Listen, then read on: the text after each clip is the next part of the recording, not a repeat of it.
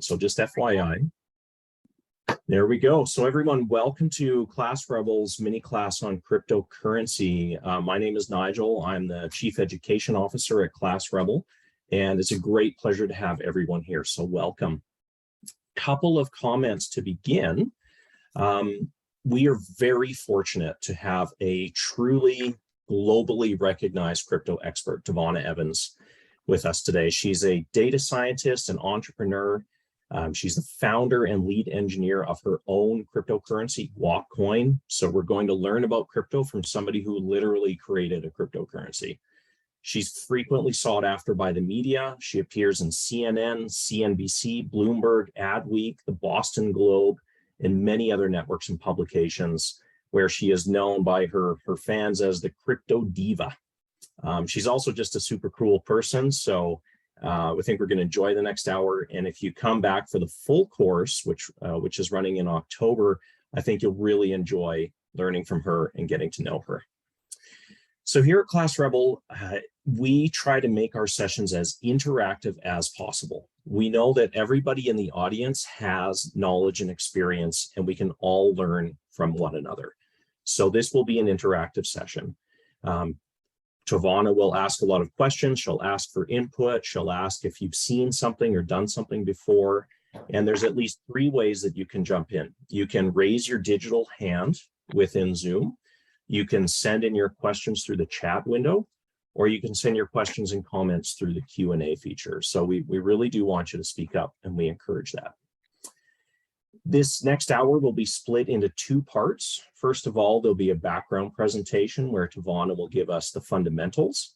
And then the second part will be a live demo on a crypto trading platform. So that's going to be very cool.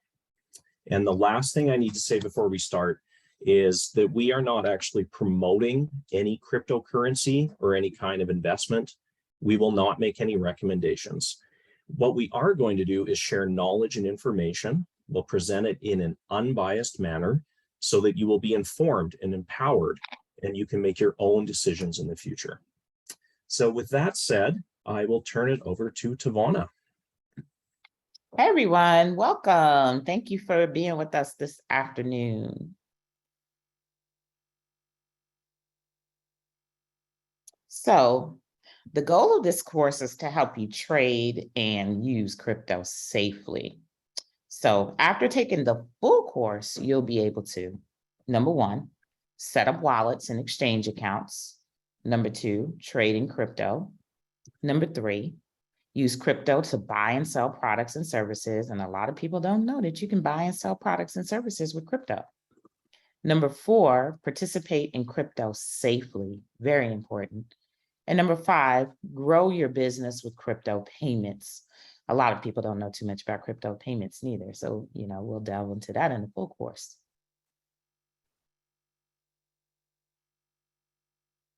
So first and foremost, how many crypto newbies do we have here with a show of hands? All right, I see a few hands coming up. Okay. Got at least a dozen already. Okay. I'm not a total newbie, but I consider myself, let's say, an advanced beginner. I know enough to be dangerous. Probably a few others like that here. We have at least 14 people saying they're newbies, though. Okay, that's cool. So then we're like the other, oh, well, more hands are coming up, right? We got 11 hands, we got 10 hands. So we're almost we haven't hit 50%. So that means we have some crypto adventurers in here. I don't know what to call them after newbies, but maybe not experts, obviously, if you're attending the class, but I guess you're going to be a crypto blazer. Okay. So yeah, so we haven't hit 50%, but that's okay, right? Because after this class, you're not going to quite be a newbie. You're going to be like, right now, you're like a micro newbie, but after this class, you're going to be like, we're going to graduate from newbie to beginner and get our feet wet, right? So this course was meant for everyone who wants to learn the foundations of cryptocurrency and blockchain, and anyone who wants to learn crypto tools and strategies from an expert. Plain and simple, right? Definitely we want to know some of the basics, like setting up a wallet or, getting on an exchange. How many of you actually have a crypto wallet? Show of hands. Few people do. Tavana, JK, Kate, Alden, Allison, Aster. So a few people do have accounts. I have an account as well. Okay. So we got we still haven't hit 50%, but it's a good amount. Okay. Okay. That's good. That's good. That's not too bad. Well, if we don't have 50% having crypto wallets, then we know we don't have a large amount of you that have actually ever paid for anything with crypto. And we probably have even less that have used a crypto exchange, because a crypto exchange is a little bit more complicated than just a wallet. So we have our first person jumping in with a comment. Brenda, I don't know if you're comfortable, but you say that you are an intermediate crypto learner. Do you mind if I just unmute you and just tell us a moment what you've done with crypto, what you've done so far, what you know? Hey, Brenda. Hi, I have a desktop Guap coin wallet, and I have set up 33 masternodes, Guap coin masternodes. So definitely a bit more than the newbie, more like a crypto adventurer. Okay, so we've got some good experience in the room. Yeah. Okay, so crypto's recent slump has scared many people away. There are talks of crypto winter, and now we're actually getting ready to get into the real winter, so that's cool. But how many of you have heard about this crypto winter? Here's show of hands. Little crypto crash, little crypto bad news. We've been hearing it lately, the last couple of months. Okay, so some of you are familiar with it. Okay. So crypto winter is like when crypto, and this isn't the first crypto winter, by the way, but crypto winter is like when things chill off a little bit. You have the excitement of volatility. Everybody's talking about Bitcoin or crypto. And then all of a sudden something catastrophic happens and we get what's called crypto winter, where it's really cold and barren out there, right? So this recent crypto winter was sparked off by an incident with a stablecoin known as Luna, right? Obviously this was something that everybody was gung-ho about initially. And we had some things go down with Luna that actually leaked into the entire crypto ecosystem. And I think that's what really made people fearful, because it's one thing for one crypto to go down, but it's another thing to see the actual domino effect of one crypto, even minor crypto, and literally send the entire market tumbling. So that makes people scared, because they're like, hey, we thought this was supposed to be like this decentralized thing where it's all of these different cryptos and stuff like that. But literally the whole entire market responded to what went on with one stable coin. So that was very scary for people, and it impacted everybody, including Bitcoin, right? So you had a lot less new people coming into the space, because now you don't have all of the hype that we've had. Like last year, we had a lot of hype. The year before, we had a lot of hype. We had people, yay, get in and hold and do this and do that. But it's very strangely quiet now. And that's what happens during crypto winters. It gets quiet, right? But this is also a great opportunity and a great time for new people like you to get involved and actually learn some real stuff.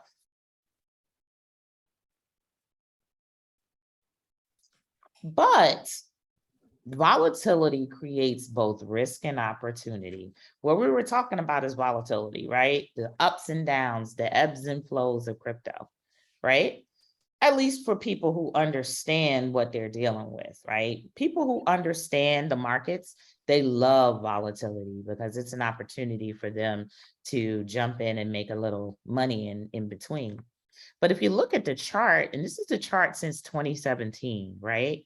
And you look at all of these different traditional investment channels, right? And then you see crypto along with it, you'll see that crypto really isn't any more volatile than the traditional markets, right? Even though the traditional markets at one point like to make it seem like crypto was the big renegade and high risk and da da da da. But if you look at those numbers, you'll see that it goes alongside of our traditional markets. However, there are some things in crypto that didn't happen in these markets, and we'll talk about them. Like, for instance, I believe it's in like 2020 and 2015. In 2015, if you would have invested $1,000 in Bitcoin, right? That investment today would be worth, and this is even after the crash, would be worth $170,000.206. So you can see that becoming an early adopter, number one, can be very beneficial. But number two, there are a lot of people that did not lose anything really in this quote unquote crypto crash because they got in early and they held on, right? Because you're talking about a 170 times return on Bitcoin if you had bought Bitcoin back in 2015. So what if you had invested $1,000, let's say, in the S&P composite chart, if you look there, right? Well, in 2022, that closed at $20,000, and that's only a 1.4 times percent, right? So Bitcoin, if you invested in Bitcoin back then, you would have literally well over 10 times more of a return than just investing in a traditional market. So now you see why people, they're so excited about crypto. Yeah, just thanks, Savon. Just to be really clear, if what we're saying is if you'd invested $1,000 in it at this time, you could put $1,000 into Bitcoin or $1,000 into stocks like the S&P. If you'd rode it right to the crest, your $1,000 in Bitcoin would have been worth $380,000. And if you had sold it then, good for you. If you'd still held on to it, even through the crash, that $1,000 would still be $170,000, so 170 times as much. If you'd invested in a basket of stocks like the S&P index, your $1,000 would be worth $1,400.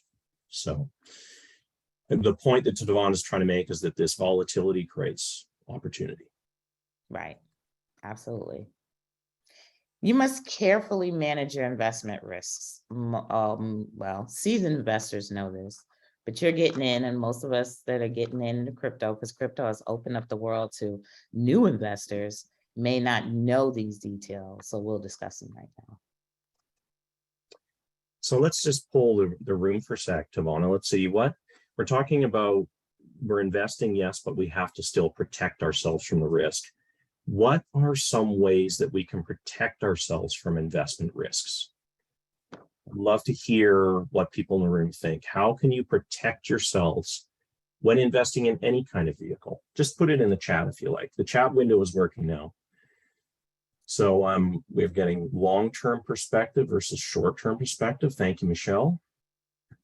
Researching carefully. Yes, you need to know what you're dealing with. Yeah, absolutely.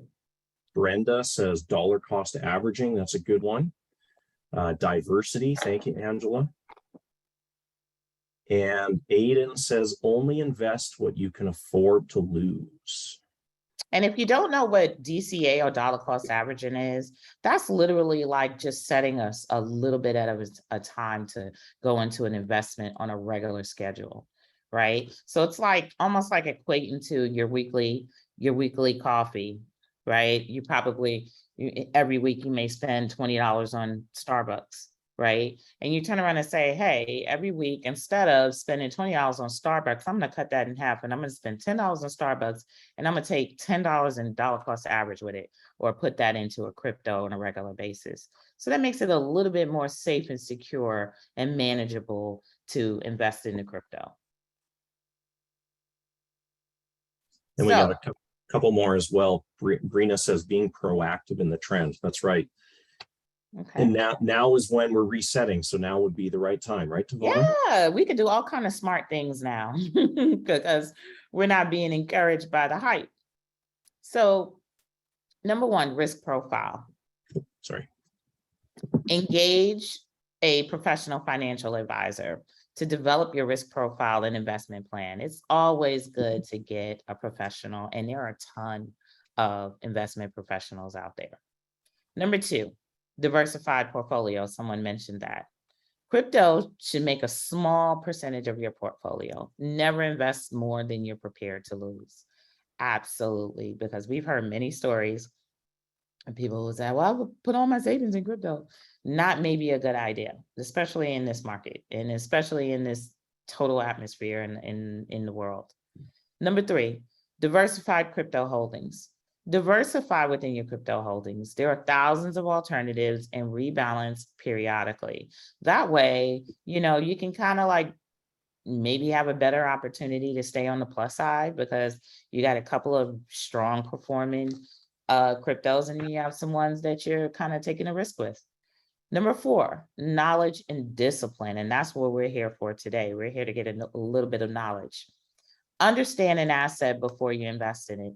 Follow market news and stick to your plan. Understanding is a great part of it because that gives you confidence, right? And again, when everything kind of hits the fan, you feel better because you did your due diligence at least, right? When you don't do your due diligence and you're kind of in the dark when things happen, then you're less likely to take another risk and you might miss out later on. Also, crypto is more than just an investable asset. It has many other uses. And that's my thing. I love the other uses of crypto. So on that topic, has anyone in the room used or do you know about using crypto for something other than just investing?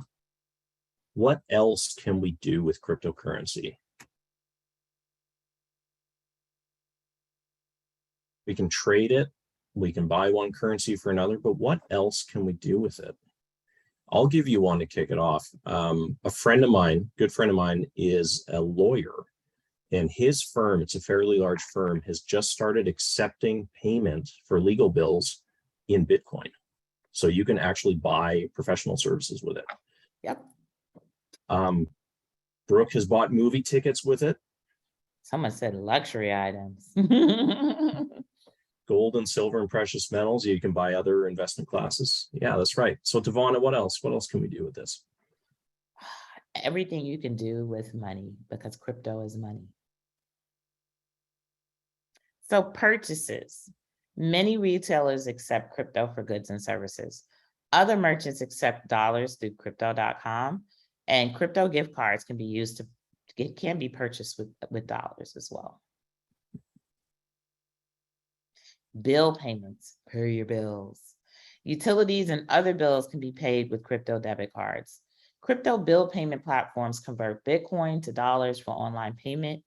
Some utility providers accept crypto payments directly, and that's something that really took a jump last year, where you started seeing utility companies and even, local governments and taking taxes or like, hey, we accept crypto now.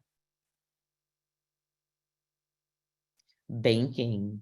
Crypto-based credit and debit cards are available from BitPay. Dollar-based credit cards with percentage rewards in crypto are offered by Visa and MasterCard. Visa and MasterCard has taken a huge leap into crypto. Some brick and mortar bank branches also work in crypto. These are some of the cards that are floating around the crypto ecosystem. You got Unbanked, you got Gemini, and you got BlockFi and Upgrade. And these allow you to be able to spend your crypto anywhere a Visa or MasterCard is accepted. And hey, we've got a few other ones coming in the chat. Jessica, you put in an interesting one. I'd like to unmute you if that's okay. Can you just tell the whole audience what you mentioned to us? Are you there, Jessica? Yes, sorry, I had to unmute myself too. Mhm. Yes, so you can, oftentimes when a new baby's born, you might give a present to the friend or family, the parents of the new baby. And I've been reading about how now you can do this with crypto. So it's really an investment as well as a gift, because hopefully it will grow, throughout that child's life. Thank you. That's really cool. I like that.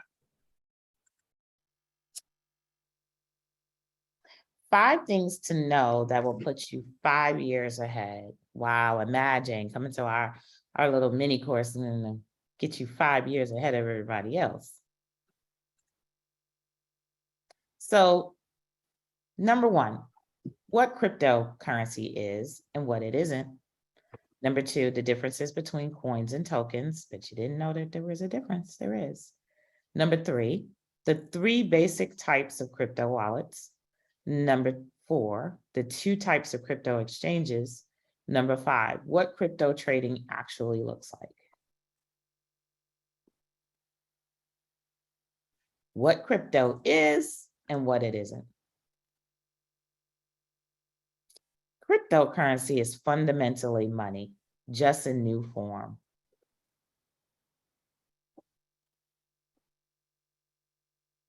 So let's poll the room and see if we're going to pick somebody and see if somebody knows what constitutes money.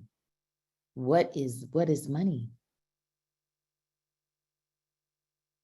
Like can I just grab a rock out the street and give it to somebody and say this is money?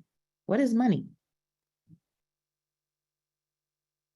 It's a fascinating question, Tavana. When it's a funny example, but when you watch like TV shows where there's prisoners in prison and they're exchanging cigarettes, they're buying and selling things with cigarettes. Would that be considered a form of money? Right.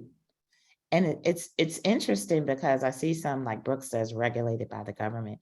No, not necessarily. This is Brenda. Can money be considered anything of value that you can exchange for goods or services?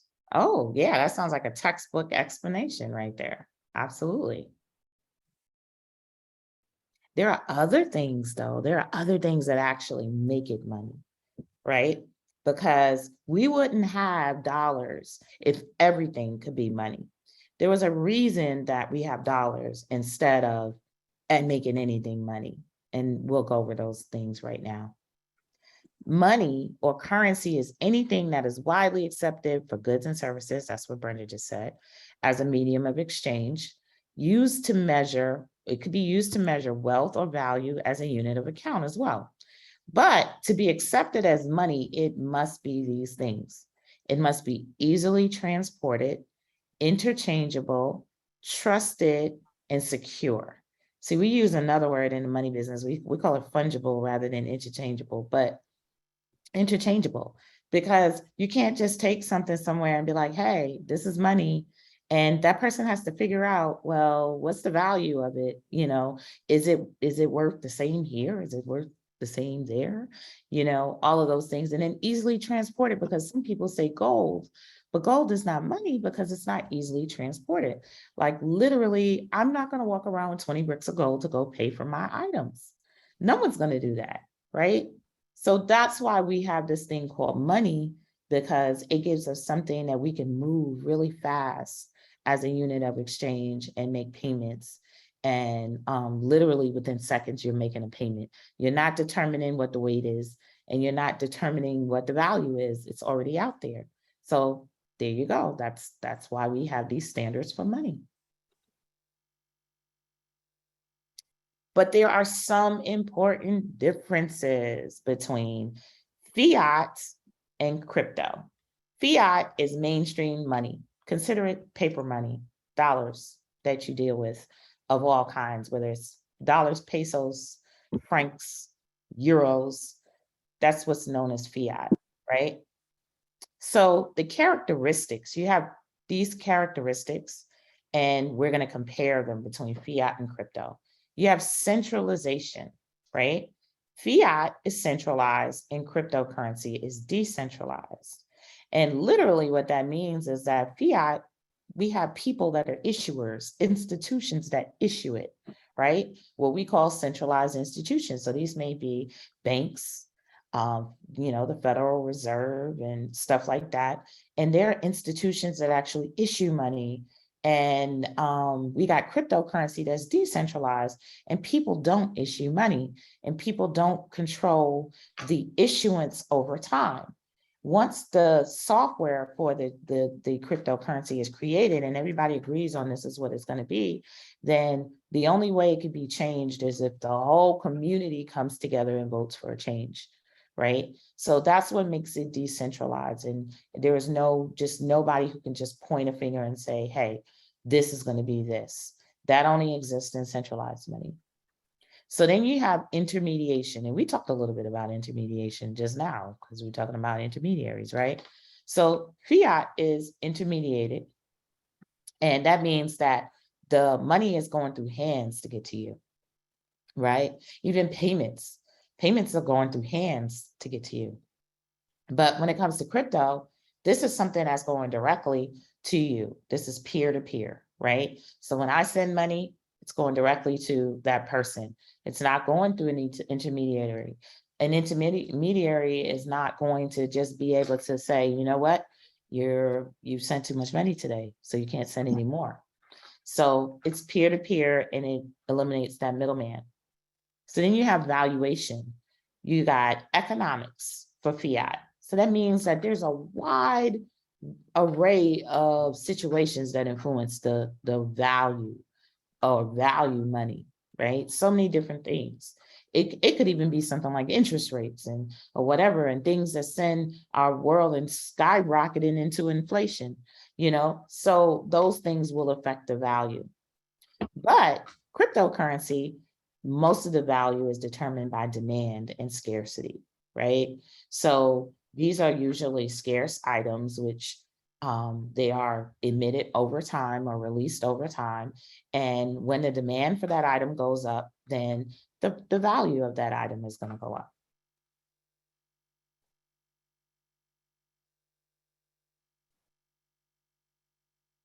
So can anybody else tell me any unique characteristics of crypto that we haven't kind of gotten into? Can anybody think of a unique characteristic, something that makes crypto different than fiat money?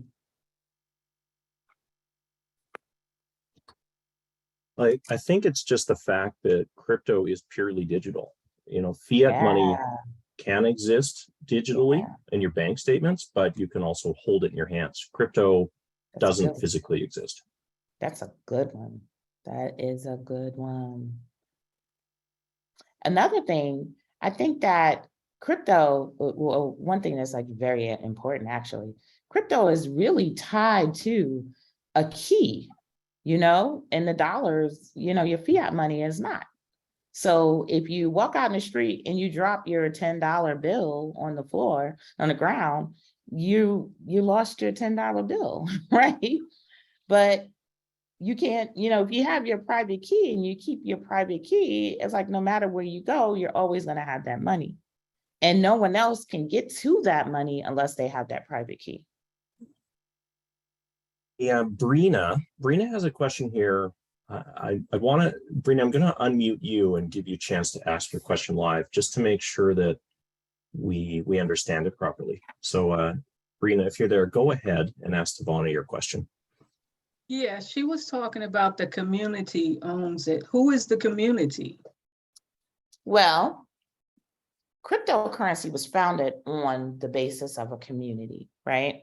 Meaning that these are the people who are wallet holders, who support whatever crypto that is, right? So you got the Bitcoin community, maybe, which are people who support Bitcoin, right? And they're literally the ones who get to make decisions just simply because they have a wallet and they support that project, right? You have some projects that have gone a step further and created something called a DAO, which is a decentralized autonomous organization, and allows the community to actually vote with their wallet. Okay, so crypto really is community, but that is the part that's not highlighted in the media spectacles out there. That's the part that's more known in the tech world and in the crypto purist world, that these cryptocurrencies are really driven by communities. And that's facilitated by the blockchain, right, Tavana? Let's move on to the blockchain. Yeah, absolutely. So cryptocurrency runs on a technology called blockchain. I know a lot of people may have heard of blockchain. Raise your hand if you heard of blockchain. If anyone's brave enough, could you give us a definition of blockchain? Ooh, this is a good one. Can anybody think of a way to explain what is the blockchain?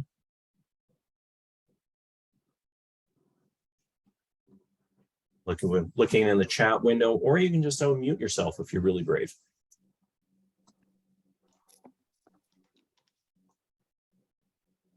Can anybody, any brave person, take a stab at defining what is blockchain?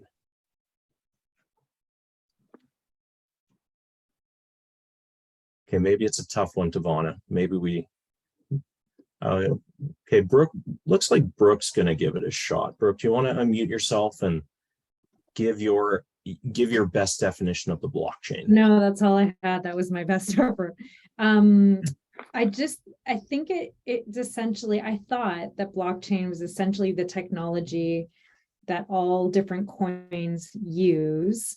And it's essentially an immutable ledger that is tracking all the transactions and trades of every type of Bitcoin. So it's this immutable ledger that is happening to record the movement, I think, of this kind of money.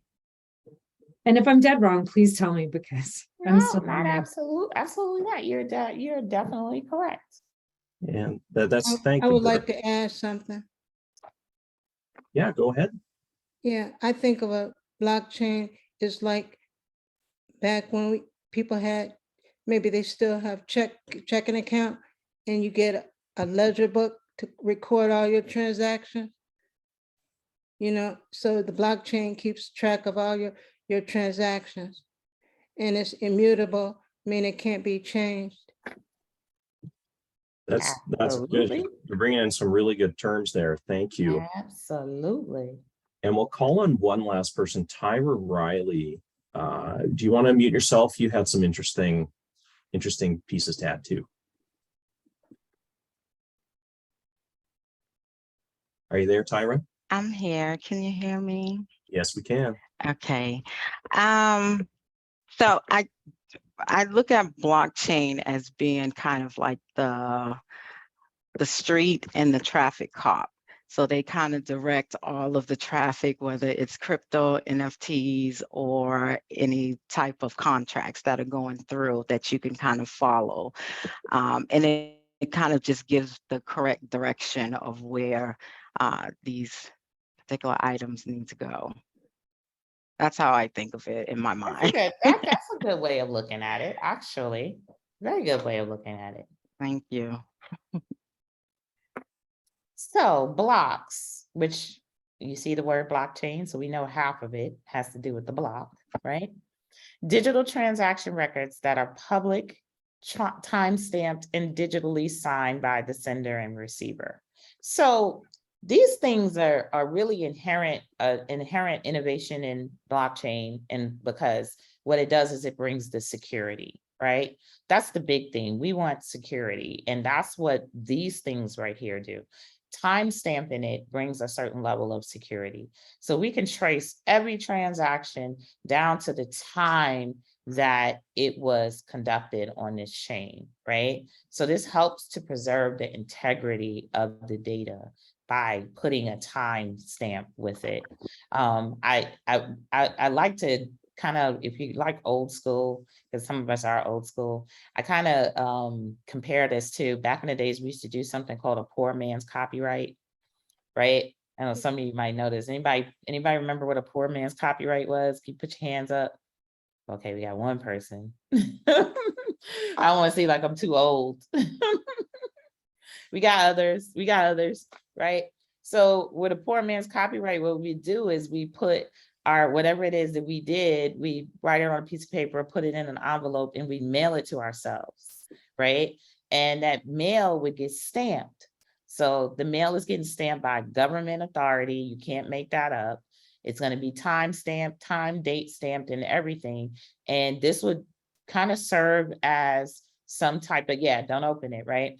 But this would serve as something that you can take legally somewhere and say, hey, this is my creation, because the third party stamped that item, in a government third party stamped that item.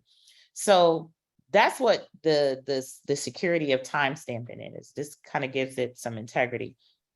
And then when we say digitally signed by the sender and the receiver, there's information that's added to each block, right? So a piece of that information is going to be a hash that comes from either the sender and is going to come from the receiver. And it's going to be all brought together and become this really long hash, which is really like what a block is, right? It's going to be a really long hash that seems like it doesn't mean anything, but it's actually assembled data that comes from all of the transaction parts. So, and this is in that block. So it's a great way to give us some type of security when it comes to data. It's not just a transactional thing and a money thing, it's also a data thing and a data integrity thing. So then we got chains. And if you notice, it's nothing but a string of blocks. And I think that's just what a couple of people may have said, right? So blocks of records connected into chains that are a permanent public record, verified by the users in the network, stored by everyone in the network, and virtually impossible to alter, right? So you got a whole entire chain of blocks, because of course, if a transaction is being added to one block, and there's a block created at every interval, there are going to be many blocks. So if you were to look into the chain and look into Bitcoin, or you were to look into Guapcoin or other cryptocurrencies, you're going to see all of these different blocks, right? Because they've been going, blocks are like, what do you call it? Like viruses almost. So virus replicates. So now you have this chain that's replicated and replicated. It's gotten longer and longer and longer. So you got one huge blockchain that's just nothing but a bunch of blocks that have been already verified and added and kept and preserved because they are confirmed and they're valid, right? So another way to put it is blocks are like pages in a ledger. She mentioned ledger, the word ledger, right? And the chain is like a whole book, the whole ledger book that contains all of the pages within the ledger. It's that simple. So the differences between coins and tokens. We should understand the distinction between coins and tokens. Back in the days, it used to be a really important thing, but it's actually starting to become important again. There was one point where people were calling coins tokens and tokens coins, but we're going to make the distinction here. So cryptocurrencies or coins like Bitcoin and Ethereum, and even altcoins like Doge, Litecoin, BNB, right? These are native coins that run on their own blockchain, right? So they're native. So that means that when you use them, you don't have to use another coin to pay fees, right? Because they run actually on their own chain. And then you have tokens, right? And tokens are tokens that run, and a lot of times they're smart contracts that run on other chains. They're not native to the chain, meaning that they're not the native underlying currency. So you have things, tokens like Tether, USDC, you got Shiba, I could never say that, Shiba Inu. I don't know why I can never say it, but I can never say it. You got Maker, you got all of these, and you got Aave, you got all of these different tokens that run on different platforms. So some of them run on Ethereum, and you can look at these platforms that they run at, like operating systems, like Windows 11, right? And then you got Office that runs on Windows 11, right? So you got these tokens that run on different platforms like Ethereum and stuff like that. And a lot of times to even interact with them, you have to pay gas fees in the underlying native currency, the native coin. I've sent many Binance transactions back and forth with Binance tokens, and I had to pay BNB fees in order to do that. Or Binance Smart Chain fees, actually.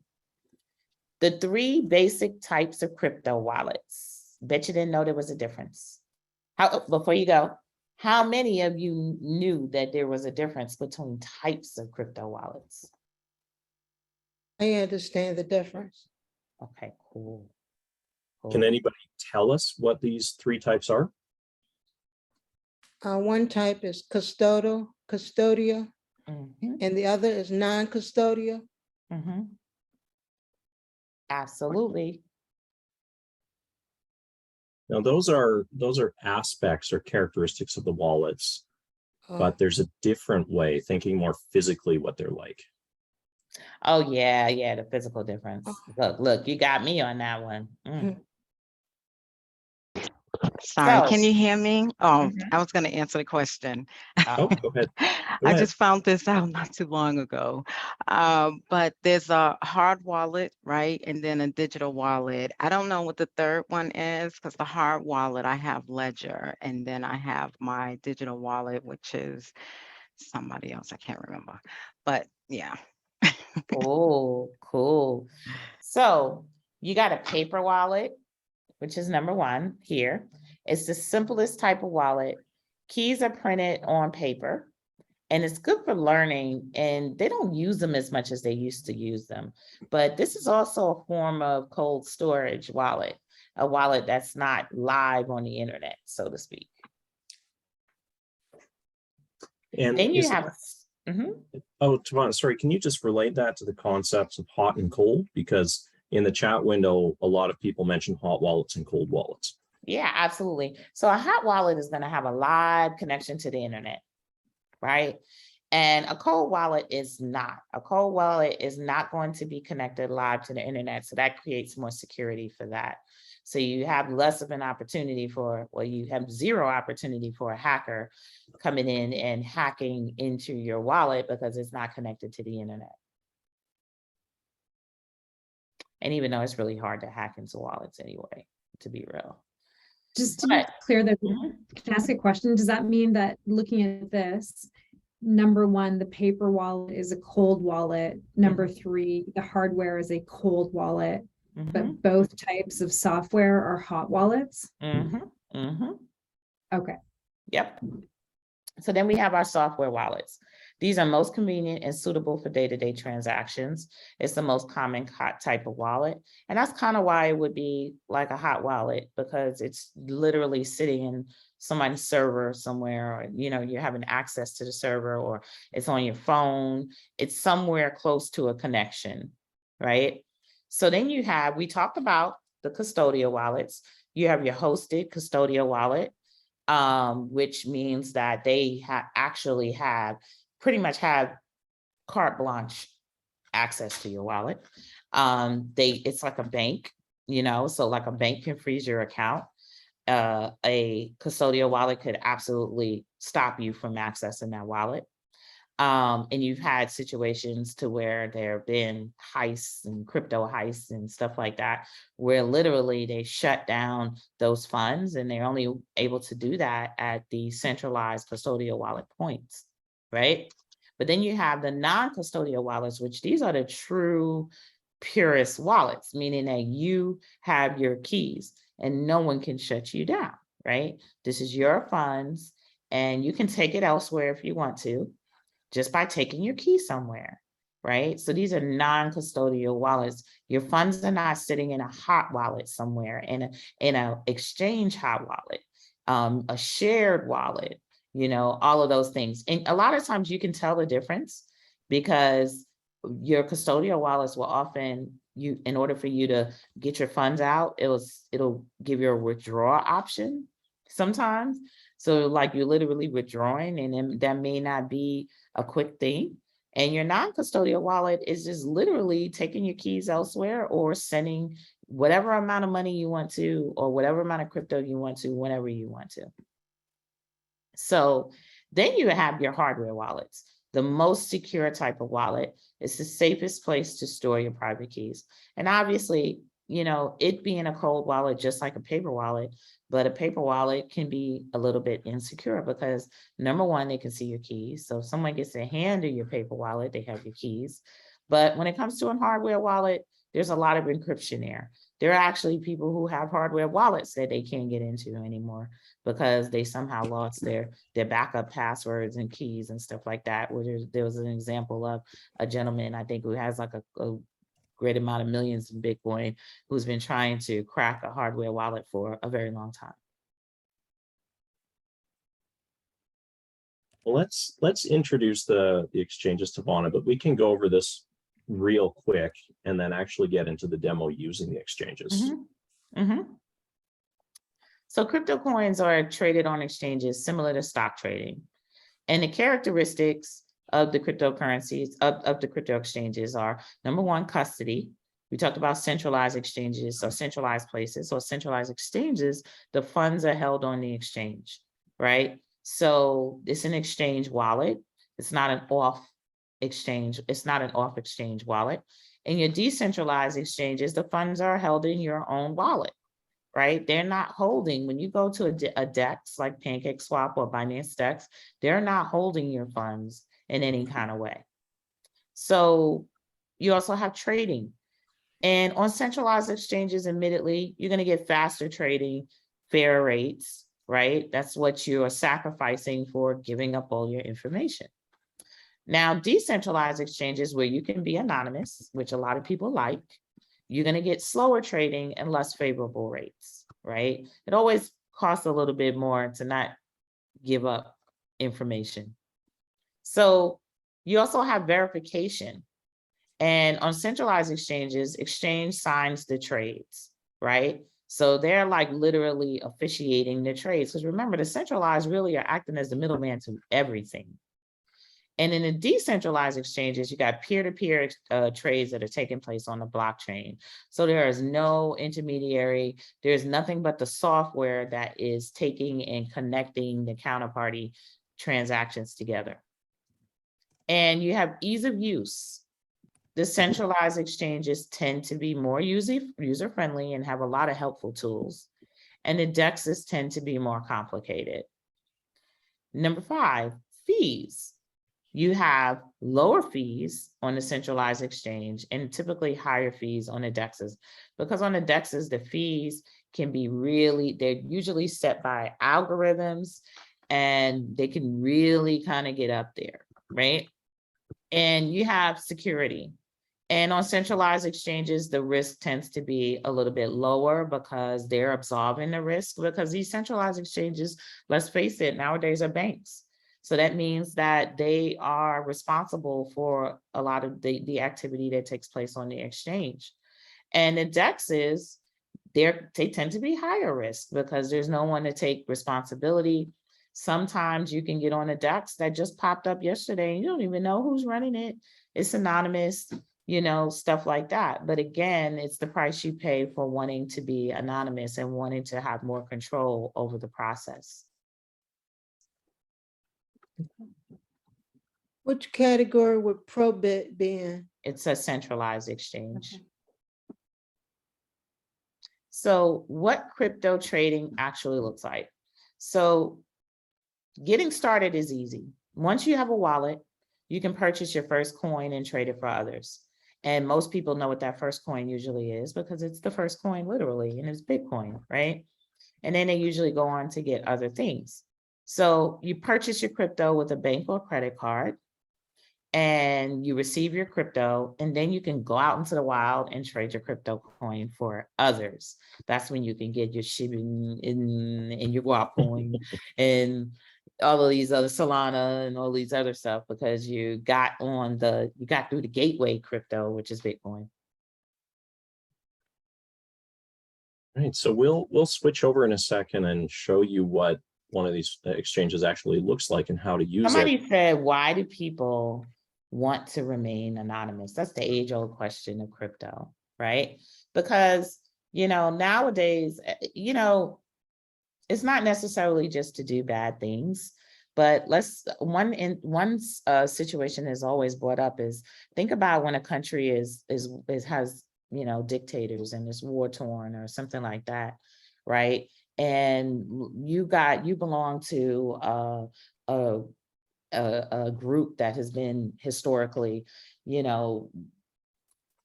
terrorized, right? But you want to be able to give money. You want to be able to support a group, right? So this is one of the good uses of crypto. So one of the good uses of crypto is you may be able to support a cause that typically you wouldn't be able to support. And it could be very dangerous for you to support depending on what country you come from. Maybe you're a woman in a country where women can't really make financial decisions and you want to put away some money for your family. Well, should we switch over to the demo and show them what it really looks like? Absolutely. Let me just give a quick flash forward though. This is a 1 hour mini session. We're just giving you a taste of what the program actually looks like. A lot of people are throwing in questions here. We may not have time to get to all the questions, but if you're really interested in this, if you want to learn more, if you have a lot of questions, please join us for the full course. It will be run on October 10th to 13th. That's Monday, Tuesday, Wednesday, and Thursday, 7 to 9 p.m. Eastern.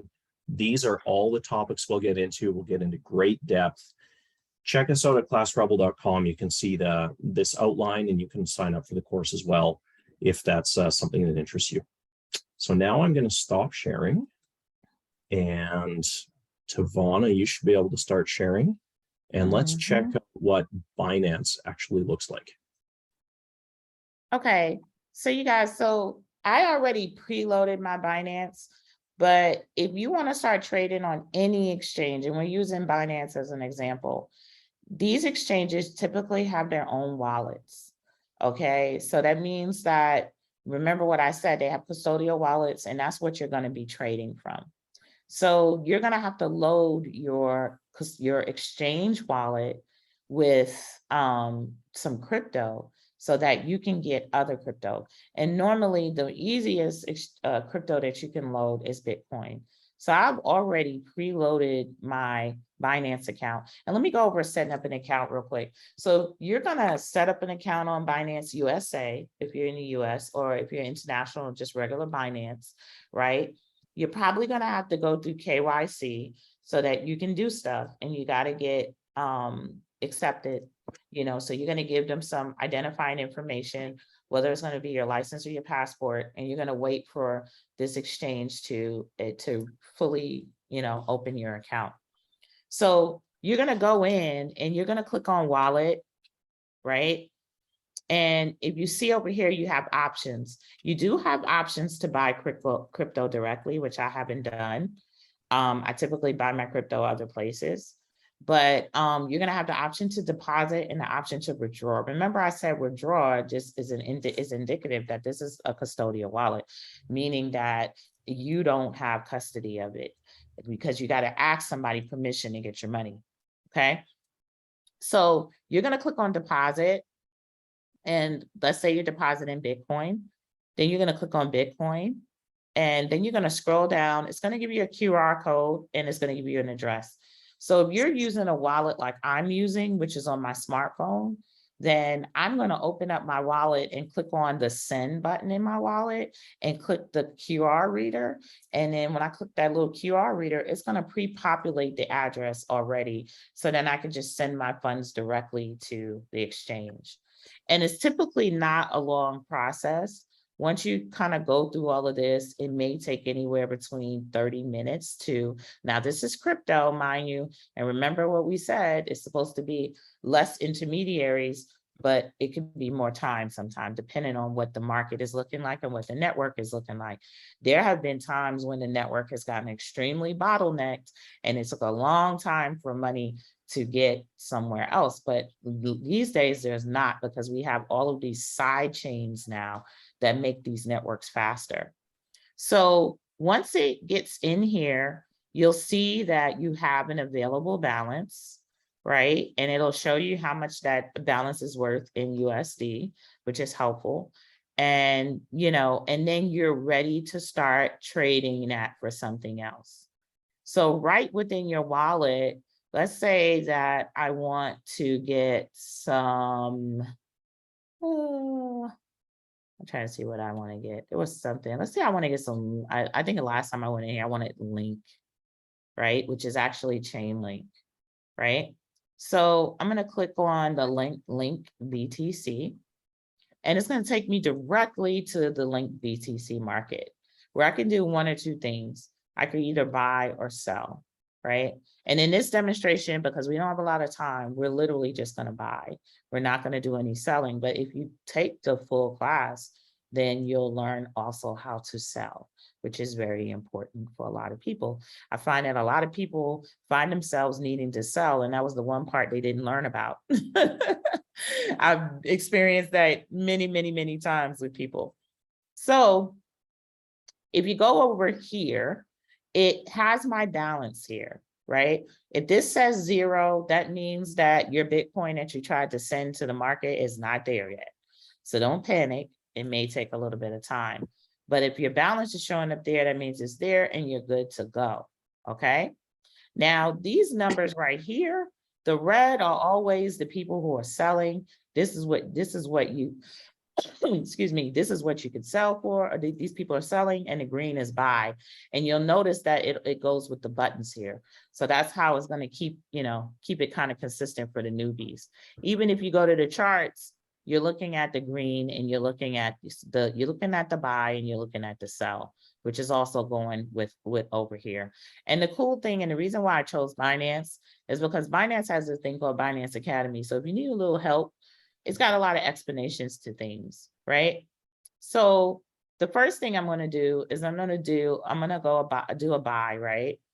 Down here it says amount, right? Now, yeah, you can technically just write an amount there. And oh wow, so Chainlink must be pretty expensive because it just literally took it all the way up there to almost what I had. But let's say you don't want to figure that out.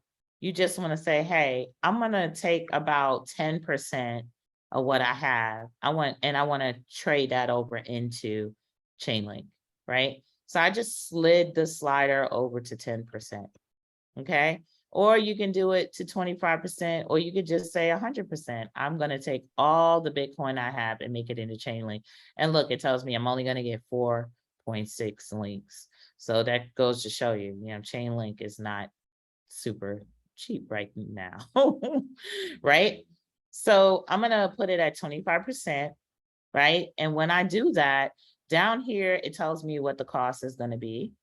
And if you're trying to figure it out in USD, which many of us are going to be trying to do, I always keep a window open with Google, because I can Google link to USD, or I can Google BTC to USD.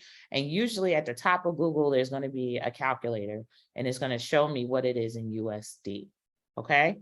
So remember that if that's what you're trying to figure in your head, because you're like, oh, how much BTC is this? You want to have this separate window open so that you can see what BTC is to USD, and then you know how much you're spending in dollar terminology, right? So then I'm going to click buy, right? And it's already created a buy order for myself, right? And usually these coins have a lot of liquidity, meaning that there's a lot of money behind it. And there's usually not going to be a very long time before this order is actually executed. I'm trying to scroll down, y'all, to the windows. So here it is. So if you look down here at the bottom left, this is my order right here, right? And it allows me to still cancel it because I guess it hasn't been filled yet.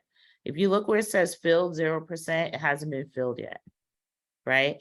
And I also did something, I pulled the trigger really fast, which I shouldn't have did, right? Because you can also, what I did was just went with the base price that it filled in for me. And of course it's gonna fill in the highest price, right?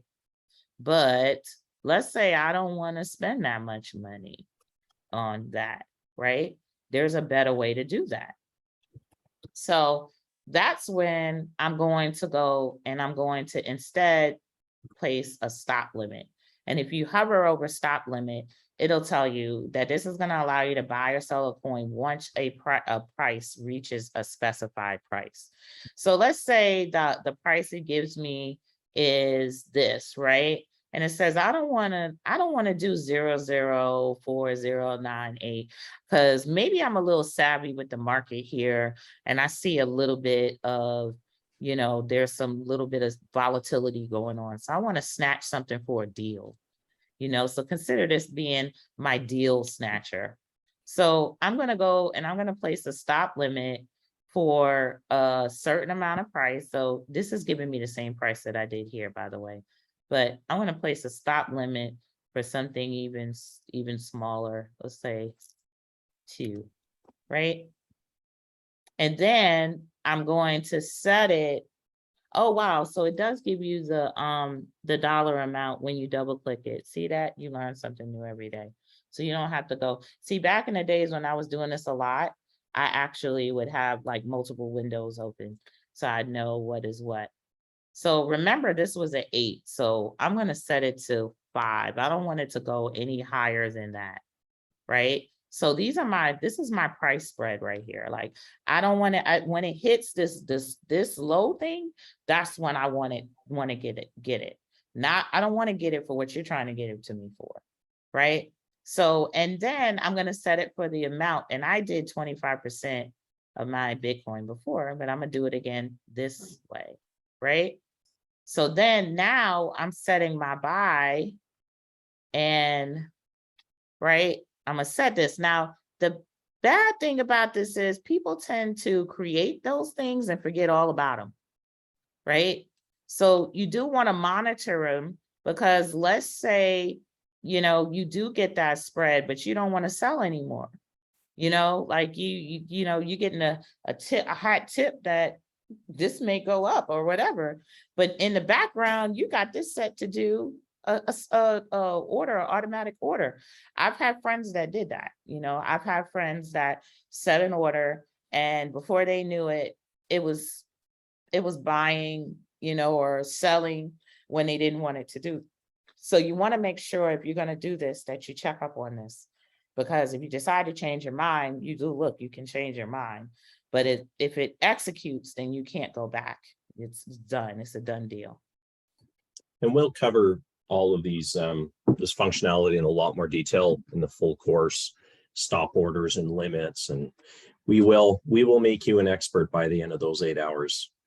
Well, we've gone a little bit over time, so we should wrap up. I just want to really thank you, Tavana, for leading this session. It's always such a pleasure to work with you and to learn from you.